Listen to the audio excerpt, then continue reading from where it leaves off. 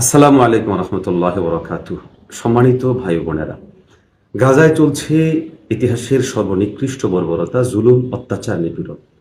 গাজায় বসবাসকারী আমাদের ভাই বোনদেরকে সেখান থেকে বিতাড়িত করার জন্য পরাশক্তি আমেরিকা এবং ইহুদিবাদী ইসরায়েল একীভূত হয়ে চেষ্টা চালিয়ে যাচ্ছে। নারী, পুরুষ, শিশু কেউই তাদের এই জুলুম থেকে রেহাই পাচ্ছে না। এই মুহূর্তে হাজার কিলোমিটার দূর থেকে আমরা কি করতে পারি?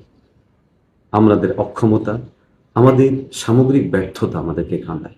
ঠিক এই মুহূর্তে অন্তত এতটুকু আমরা করতে পারি, ব্যক্তিগতভাবে আর্থিক সহযোগিতা প্রেরণের পাশাপাশি আমরা এখানে আমাদের রাজপথে আমাদের ভাইদের পক্ষ থেকে নেমে আসতে পারি।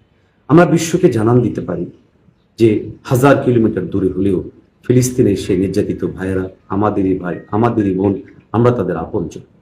অতএব আগামী 12 এপ্রিল বিকাল 3টায় শাহবাগ থেকে মানিক মিয়া এভিনিউতে মার্চ ফর গাজা, এদেশের শীর্ষ ওলামায়ে কেরাম, বিজ্ঞজন, রাজনীতিবিদ, সর্বোপরি মানবতাবাদী ব্যক্তিদের আহ্বানে আয়োজন করা হচ্ছে।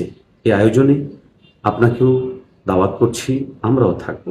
আমাদের ভাইদের পাশে আমাদেরকে দাঁড়ানোর আল্লাহ তাআলা তৌফিক দান করেন। আমিন।